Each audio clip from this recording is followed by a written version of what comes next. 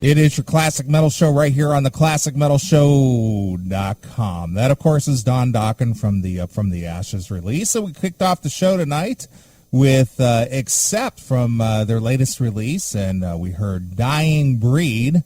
And a guy who is definitely not one of the dying breed is my good friend and partner, Chris Aiken. Happy New Year, Mr. Aiken. How are you? I'm peachy. Happy Hanukkah. Are you well after a 2-week hiatus there? I am. I'm healthy. Couldn't get my fucking throat warmed up. I sounded like an old grandmother like for most of the last hour, but it finally sort of broke through. So, and I don't know why, because I'm not sick. I don't have a cold. I'm not, flu bound or anything again. I'm just here. Well, I know that you and I had planned on doing a show. What was it, the 23rd? Yeah. Mm-hmm. And I know that illness kind of took you down, and, we just decided, well, we're just going to postpone that show. We were going to actually be off this week. Yeah. And so we just decided to back things up by like 1 week. Right. We just moved everything. And that's probably better. It would have sucked to actually come back. Don't you think it would have sucked to come back on the 10th? It was kind of what you were thinking, It was, but I'm an idiot.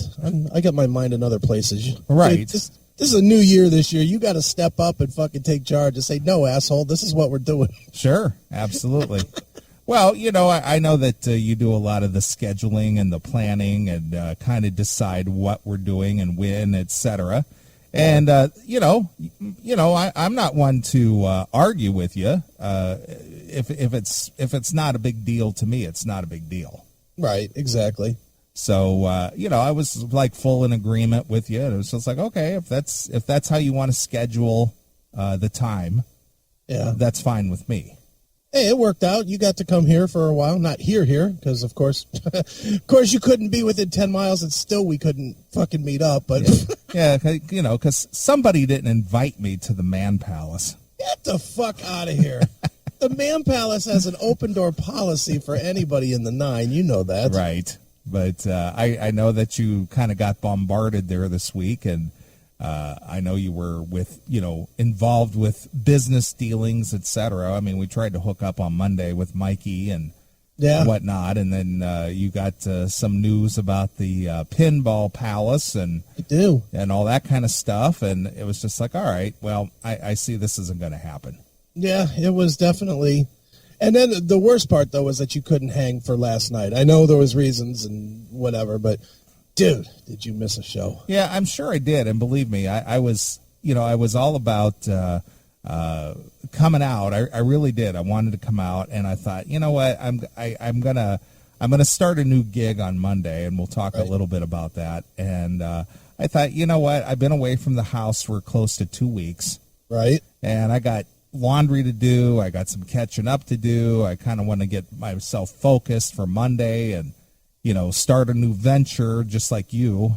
Right. Starting a new venture. I thought, it's just going to be better for me if I head home on a Friday, be home Friday afternoon, be here to start the show on Saturday, kick off the new year and all that kind of stuff. And here we are. Yeah, and we're here. Well, one of the biggest thrills of my life, and as far as the Classic Metal Show is concerned, is including a very close friend of mine, a mentor, if you will, inspiration to me, or an influence, if you will, and that would include your friend and mine, Don Dokken. Hey, Don. Hey, Wendell. Hey, Chris. Hey, man. Oh, it's the first year I haven't had a hangover. You? Really? No, I stayed home. Hung out. Too dangerous out here in L.A. I hear you. Well, Don, we wanted you to be a part of the show tonight because I know you got a few things, fires in the iron, as it will, or these irons in the fire. And we're kicking off the brand new year on the Classic Metal Show. We're in our 19th year now. We're actually entering our 20th year. And believe it or not, and I know we've talked about this over the years, but you personally were a big influence on getting the show started. Yeah, even back in, I even knew you were back at the radio station and when Cleveland had a rock station. Remember that? Right. Well, actually, I'm gonna. I don't know if you remember this or not, and I'm just gonna go back back in time. But when I first met you, the first time I met you in Toledo, Ohio, you were out on the you were out on the Dysfunctional tour, and you guys were doing the mixed set where you were doing the full on heavy set, and then you do a little acoustic breakdown, and then finished out with a heavy set. Which was awesome. It was at a place called Roxanne's in Toledo. I don't know if you remember the place. It was just a club, but it was important to me that I be there and see you and meet you, because this was a month before I was going to go to broadcasting school. That's right. You were just kind of getting into it, and that was like one of my favorite tours. Original lineup, and that was George was behaving himself, and I liked the fact we could do some of the songs acoustically and then kick it back into high gear. It was kind of a nice, diversified set. Yes, it was. So, anyway, after the show was over, I had the opportunity to come back and speak to you, and actually, it was the first time that I had met Teresa as well. Mm-hmm. She had come to Teresa from Detroit. Yeah. And she had come down to the show, and you were saying your goodbyes to her, and she was leaving, and I said, Don, putting her clothes on. and I said, and the reason you gave me the time of day, I could have just been any guy out there. The reason you gave me the time of day is there was like a dozen people hanging around wanting you to sign autographs, memorabilia, which you've always been very cool about doing for anybody and anybody who wanted one. But the thing is nobody had any kind of Sharpies or anything, and I had a couple with me, and you go, doesn't anybody have any Sharpies? And I said, no, this is good. What is that all about? When they stand out there, it's probably freezing cold. And can you sign this? I always go, yeah, sure. And they go, you got a pen? I go, no, I don't carry pens in my pocket. I'm wearing my leathers. There's no pockets. And they go, you have a Sharpie? No, I don't carry Sharpies. And that's still like that last 30 years. I don't know what that's all about. They want an autograph, but they don't have a pen. Or they say, can you sign an autograph? Sure. Do you have a piece of paper? No, I don't have any paper. It's weird. So I said, I had a couple with me, and I said, Don, I got a couple Sharpies here. I said, I'll give them to you if you give me a couple minutes. You put your arm around me, walk me away from the crowd, and you go, what's up? Yeah. And I told you, I said, listen, I'm going to go to broadcasting school. This was a time when this style of music was not popular. I said, and my goal here is to have a show that features, that style of music, the Dokken style, hard melodic metal, whatever you want to call it. And I said, and the reason I'm doing this is to showcase the bands that I love, and Dokken is one of my top favorites. And you said to me, keep in touch with me, let me know how that goes, and here we are 20 years later. Yeah, and remember, that was right at the height, I think, of the grunge. It was 94, 95. It was right at the height of grunge. Boy, we were way out of fashion, except for our hardcore fans, and it was the Stone Temple Pilots, Soundgarden, Nirvana, all that was raging, which was great music, but it wasn't what we did. And it was right at the height of that, and when I was surprised, I said, you're going to do really? You're going to do classic metal and rock and melodic, and good luck with that. and you did. But here's my question to you, and I've never asked you this. After 20 years of meeting thousands of people, thousands of fans, how come you and I became friends and been friends for 20 years?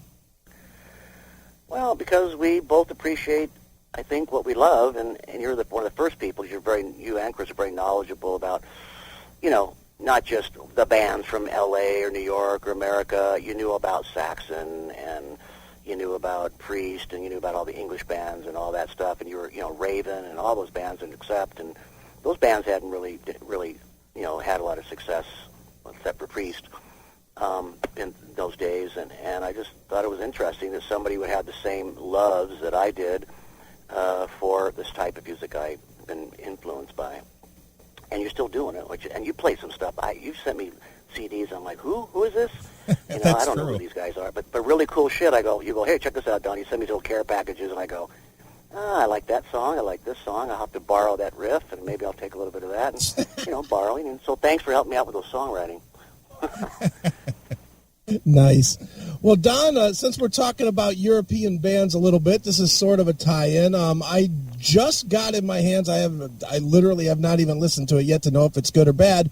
But I just got this Herman Rarebell and Friends doing Scorpions tunes, of which you played on, man. You did. You Give Me All I Need on that one. How'd that come about? Yeah. Well, it's weird. Besides my connection with the Scorpions, because everybody knows I did some background vocals and stuff like that on the Blackout album.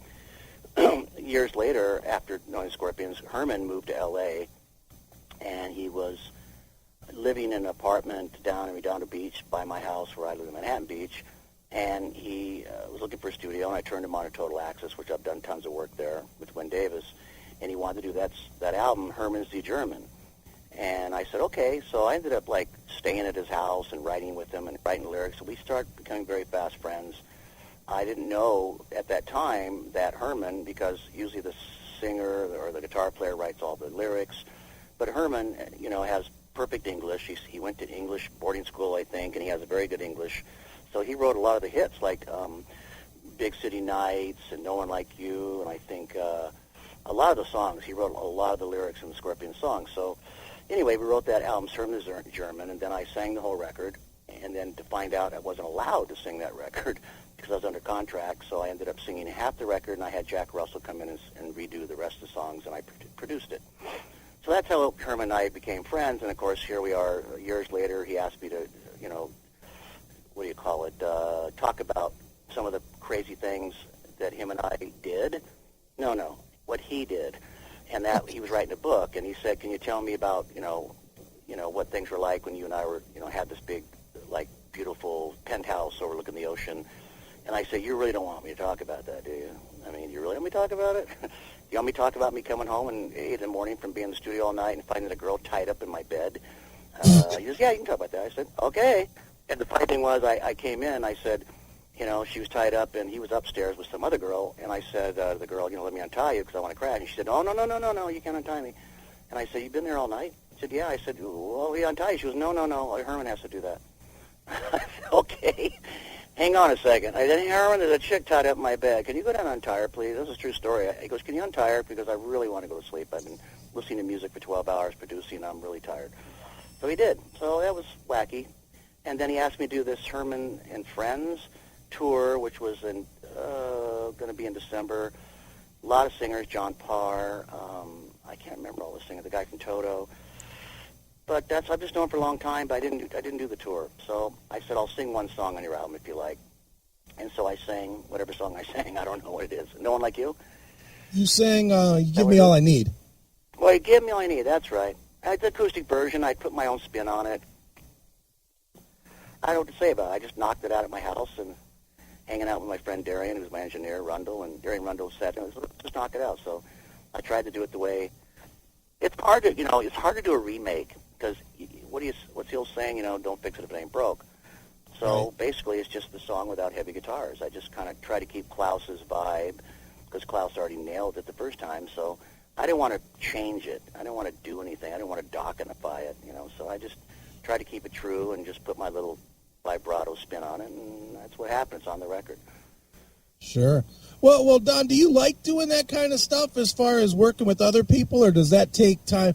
And I only know this because, hanging with you and talking to you, on the phone and whatnot, it seems like you go in spurts where you want to do Dokken stuff, you hate doing Dokken stuff. Then you want to do, and I don't mean hate like you don't ever want to do it again, but I mean you're just not in that frame of mind. It seems like you go back and forth, and then you work with somebody else, and then all of a sudden you get the bug again to do some more new Dokken stuff.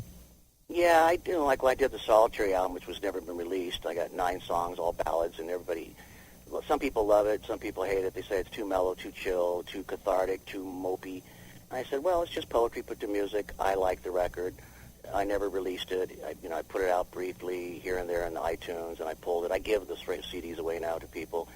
But I was in that state of mind to do ballads and more, mellow, chill type music, kind of like Sting went in that direction. They accepted him. Robert Plant's gone that direction, a lot of records. They accept him. But for me, when the record company heard the record, they said, but it's not rockin'. I said, well, it's a different thing, man. It's just So I was kind of frustrated to spend so much energy and time, and that's when I say, okay, I'll go do Dokken, but I don't like people or record companies to tell me it has to sound like Dokken because I have no clue what that means. I don't know the formula. I just sit down, piece of paper, pick up my guitar, start playing. I could be inspired from the news, like the last video we did, Empire, a couple of years ago. It was about all this Iraq, Iran, ISIS, all these crazy people trying to blow up the world. So I wrote the song Empire.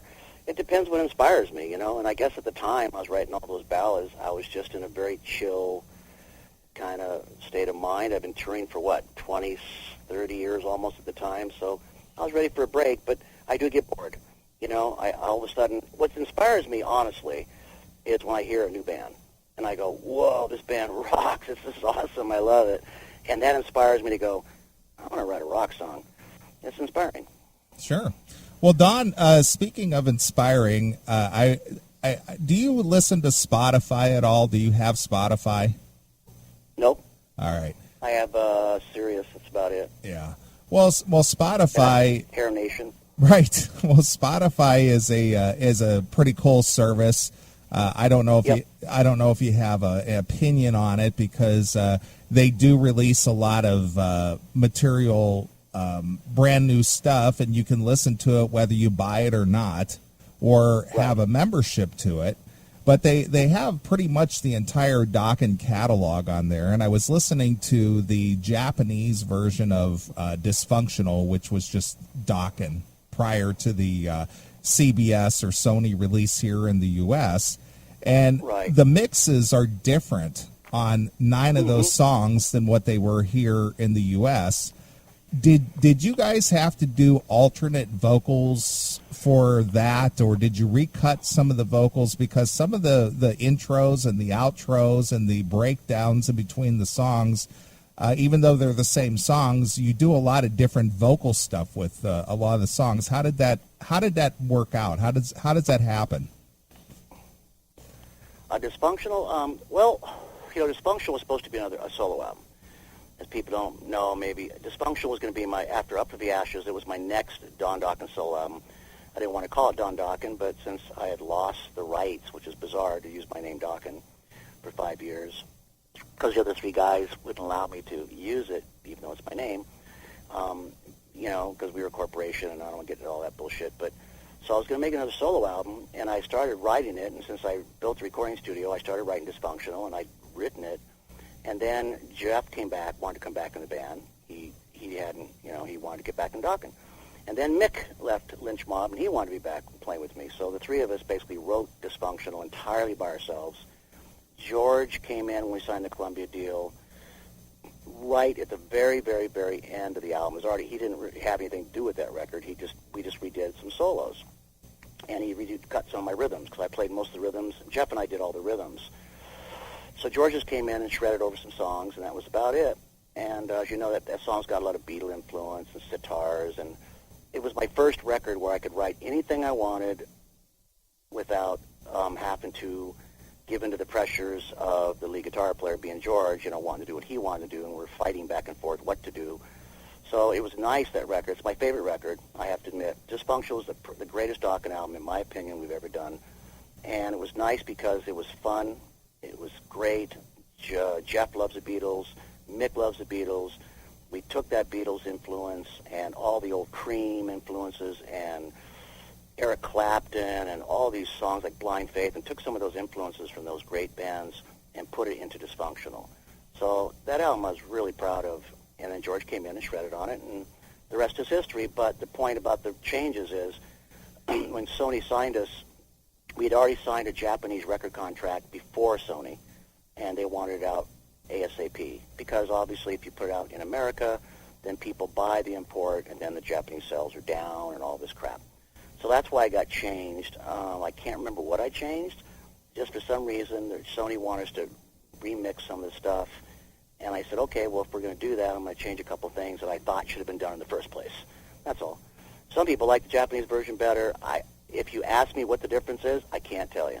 I don't remember. It was too long ago. It was 15 years ago. So. Well, it's 20 years, but it's Don. a good album. It's 20 years. Oh, hey. No, I'm talking about Don Dokken time here now, okay? Well, that was the other reason I wanted you on the show, because it's actually this year is the 20th anniversary of the release of that record too. Wow, really? Yeah, Come on, man. How 1995. could that be? I'm only.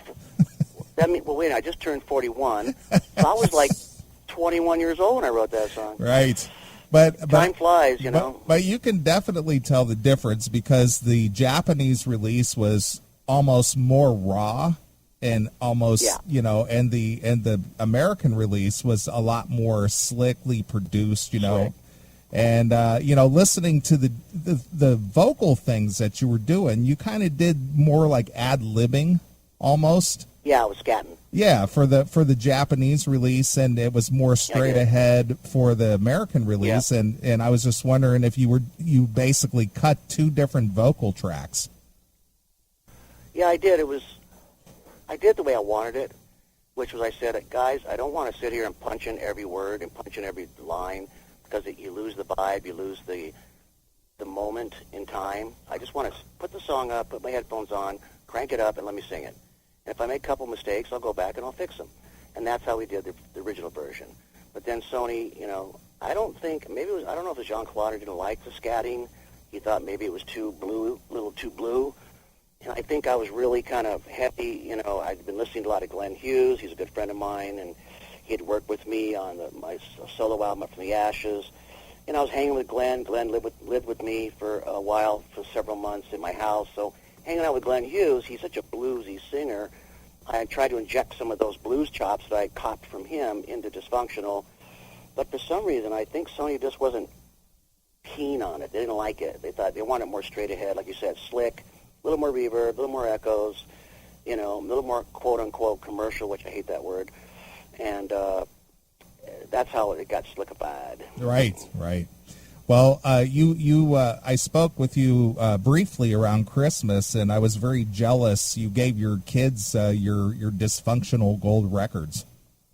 Finally, it only took, what'd you say, 20 years, 25?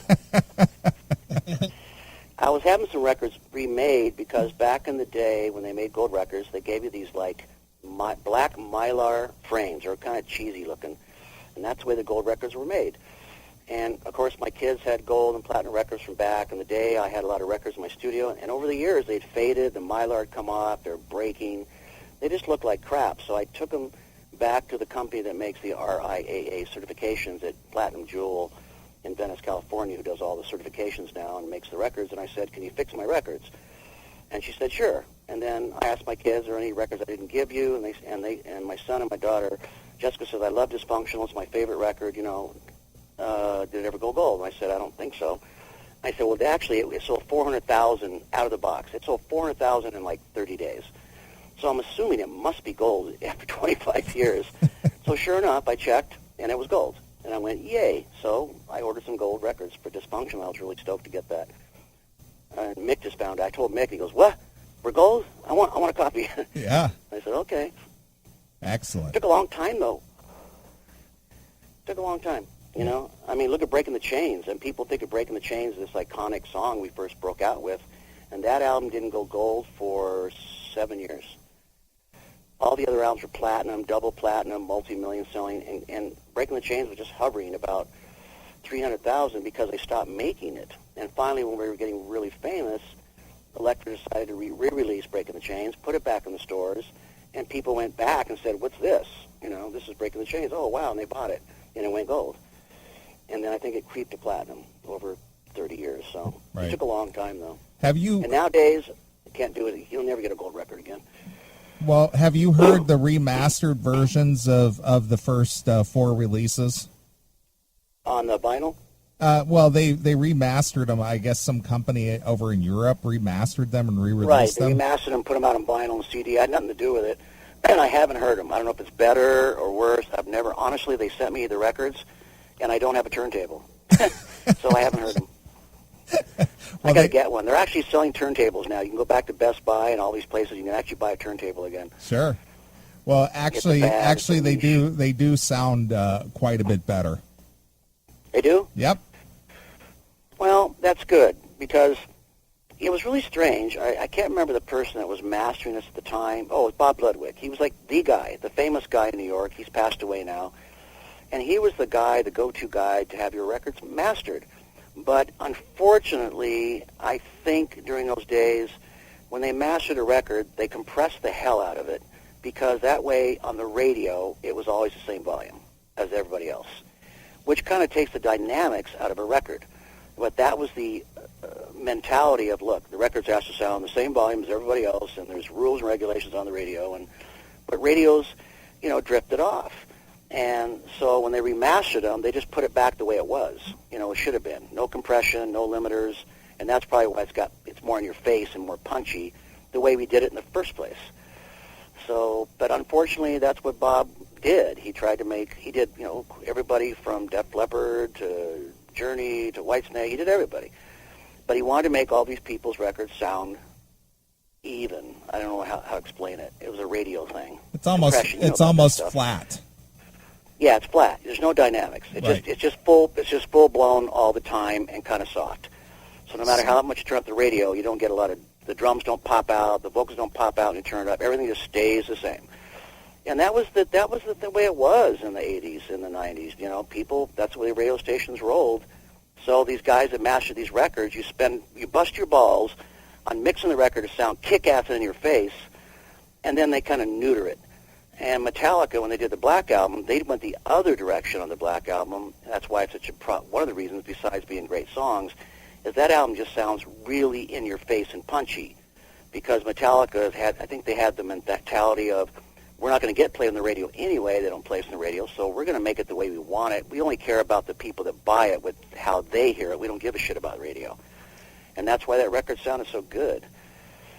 Right. It's the old days, people think that musicians are in control of their careers, but they're really not. You have to play, when they give you millions of dollars, you have to play ball. So Don, I talked to George a month ago, and he said, and it's funny you brought this up with Bob Ludwig, he said specifically about Breaking the Chains that you stayed behind in Germany or wherever you were and remastered it behind their back.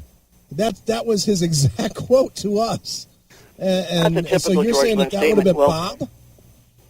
I'm not really, no, it wasn't Bob. But I love it that he says behind his back. I guess George forgot that when we did Breaking the Chains, he wasn't in the band. When we did Breaking the Chains, for the record, George, man, he's got to get off. What are you smoking? You guys smoking something. When I did Breaking the Chains, it was a solo record deal. George was not in the band. Mick wasn't in the band. Juan Crucier's pictures on the album, but he didn't play on the record. Peter Baltus did, because Juan missed the deadline to get to Germany. I had Peter play the bass tracks. It was a solo album, and the album came out originally in Germany, and it was called Don Dokken Breaking the Chains. I have a copy. It's a picture of me in the cover, and it says Don Dokken. Now, George, I asked him to be in the band. He said no. I asked Mick if he wanted to be in the band. He said no. They were going to do something else. They were going to go back and do Exciter. So for him to say behind our back, he was paid $2,500 to play on the record, and that's it. He had nothing to do with Dokken. He wasn't in the band. He just came to Germany. We did a little tour. I paid him. He left. He went back. He thought he was going to join Ozzy. That didn't work out. So he was basically had nowhere to go, no band, nothing. He was broke, and that's when he came back and said, I want to be in the band. Because Mick has decided to come play with me, and that's, so to say behind my back, I don't know what that means. He wasn't in the band. He had nothing to do with Dokken. The guy is high. You know me, I don't bullshit. I don't care about all these articles, hundreds of articles about Don quit the band, and he's greedy, and he wants money. I'm like, George, you're so high. But to say behind our back, what we did was, the truth about the record is, we mastered the record in Germany. How I can explain this in short. And when they mastered the record, they had the left and right channels upside down, inverted. Okay. So when we made the record, it was out of phase. It had a phasing sound, and people know about phasing. It's kind of this whooshing sound. And I said, what the hell's wrong with the record? And all right, it came out. I didn't get to hear it. It came out. I played the record. I said, it doesn't sound right. It sounds funny, kind of a whooshing. It just sounded kind of really not punchy. And it came out, and we came back to America, and then Cliff Bernstein found that record in an import store, who's a very famous manager, called me up, said he wanted to manage me, and I said, I don't have a band. It's just Mick and I. George was off auditioning for Ozzy. Juan had left to go play with Rat. We didn't have a bass player. And he says, I got you a tour with Blue Oyster Cult, and I can get you a record deal on Elektra. And I went, wow, really? So we decided to remaster the record for the American release and take off the out-of-phase problem and remaster it. That is the God's truth, hand to God. George, behind my back, it's just typical, his paranoia. Everything I've ever done was for the betterment of myself. And to be honest with you, George wouldn't know a good-sounding record from a bad one anyway. How would he know if it's better or worse? Guy's stone deaf. So I feel bad for him that he would say something like behind our backs. But let's just keep in mind that when that album came out, George was not in Dokken. He was just a hired musician to play on my record because I respected his guitar playing. And he was a much better guitar player than me. And I thought, well, if I get him to play, I can produce and guide him with Michael Wagner and concentrate on the vocals and concentrate on the other stuff and let George shred. I paid him. He left. In fact, he left Germany before the record was finished. He split. He just woke up and left. I said, where's George? I said, oh, he went to the airport. Well, but he's not done with the guitar tracks. They said, I don't know, he left. I said, oh, okay, I guess I'll just finish the record by myself. So I did. I played two solos on Breaking the Chains. I played some of the solos. I played the original solo on Paris is Burning before George on the studio version. That's my solo on Paris. Then George redid it, and he left. He just took off and went back to L.A. So that's the story, and that's the God's truth. So when you talk to George again and say, behind our back, say, oh, Don says you weren't even in the band. I'd love to know what his comment is. No, actually, I really don't care what his comment is, because everything he says is a little bit slanted with his 30-year pity party about himself. Sure. Well, Don, what's going on with the band now? I guess you're going to line up some dates for the new year. What do you got coming up? We're way geared up. We're playing the Sundance Film Festival in 3 weeks. That's going to be awesome. You know, the Sundance Film Festival, every movie star in the world will be in Provo, Utah for the Sundance Film Festival that Robert Redford started years ago. Independent filmmakers, new movies coming out, trailers, teasers. So we're going up to Utah, and we're going to play for all the movie stars in a private concert with The Winger, I think, and Firehouse, maybe it's Sebastian Bach. I can't remember who else playing. Anyway, we're going up there to play, and then we're filming on January 31st, a week later. We're playing The Joint in Las Vegas with 4 other bands, and we're going to film and record a live DVD from The Joint. Cool. So that's what's going on this month. And then next month, Mark and I are going to go out and do a couple acoustic shows. And we have shows in February, March, April, May. And then we're taking off for Europe in June to play the Sweden Rock Festival. That's going to be a blast. You get 50,000 people, and we haven't played there in 5 years. So it'll be fun to go back to Sweden. And Europe's playing, which will be great because, I'll get to see my good buddy John Norum. And so it's going to be great. Sure. Well, that's good because so I know. We're just booking shows. Well, I know last summer it was kind of a down period for you, and you kind of had it in your mind that Dokken's over. I'm retiring the band. I'm not doing this. But now this year you're re-energized and ready to go again.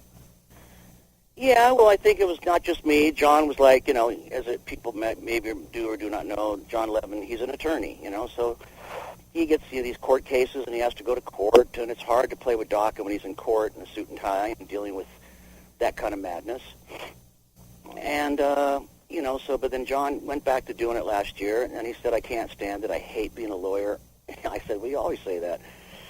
And he said, I really just want to play guitar. And I said, well, if you want to play guitar, I'd love to play more if you want to. One of the biggest problems the last couple years has been Mick. He's been busy with Ted Nugent in the summer because everybody's on tour in the summer. And I didn't want to go on tour anymore without Mick and bringing in, side other drummers, and the band looks disjointed, and who's on drums this week, who's playing bass this week. So Ted Nugent now is told Mick that he's not touring now anymore for a couple of years at least. So Mick's like, well, yeah, I'm in Dokken. Let's go. Let's go on the road and just go on the road and stay on the road.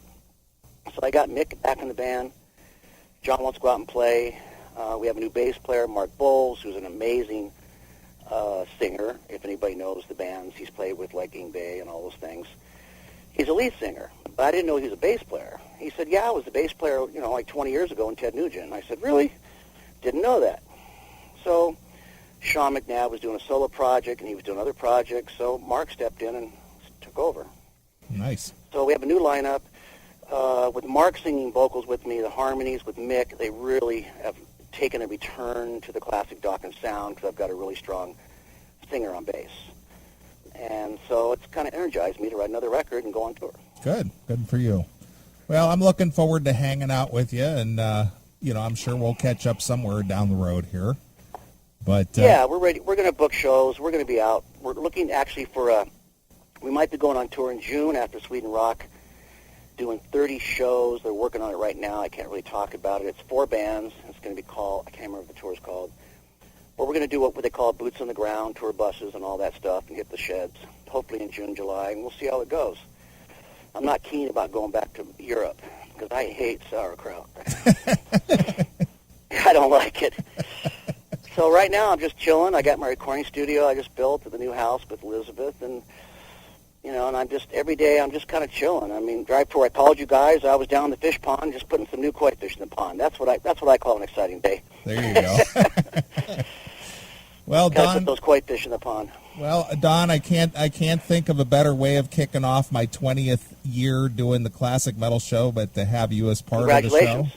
And, for the 20th anniversary next summer, it's my goal to have Dokken play a 20th anniversary show for me. I can work that out. You got enough room in your living room? Well, I do it at Chris's house? Yeah, there we go. Well, I think we'll probably do something maybe in Cleveland and maybe work something out with you if you don't charge me an arm and a leg. I'll do it for free as long as you just don't make us play in the winter. Well, it'll be in the summer next year, so 2016 20th anniversary show for the CMS. I'll do it. You guys take care. I'm going to bolt and go have some dinner. And I'm going to go walk my 3 dogs. I'm out here in California. Man, I know it's freezing back there, but it's freezing here, too. It's 45 degrees here. It's 48 It's here. cold. I'm warmer than you in Ohio. 8? 48. Wow, you are warm enough. Yeah, it's in the 40s all week in L.A. I don't know what's going on. It's really freaking cold. It's your turn, That's man. wild out That's playing. what's going on. We're taking your weather. Got that right. You guys have a good rest of the show and have fun and play some cool shit, and I will talk to you on the flip side, man. All right, Don, what should we play? You got something from the Dokken catalog or your personal catalog we should catalog. Let's see. There's so many songs I love on the newer albums that people are not aware of. Okay. Let's see. Maybe something off of like Broken Bones. No, maybe Lightning Strikes. I don't know. Call it a couple songs. Maybe something off of Lightning. I haven't heard that record in a long time. All right. How about probably one of my favorite songs on that is Point of No Return. Oh, yeah. That's a cool song. Love that song. That's a good song. I forgot all about that. Shit, thanks for reminding me. All right, Don. Well, thanks for calling in and kicking off the new year with us. Yeah, I appreciate it. I got to run. Tomorrow. I got to remaster all the Dokken records behind George's back. He's a funny guy. Gotta love that guy. I love you. He's crazy as a loon. You gotta love him for it. All right, Don. Take care. We'll talk again. Bye. See you, bro. Later.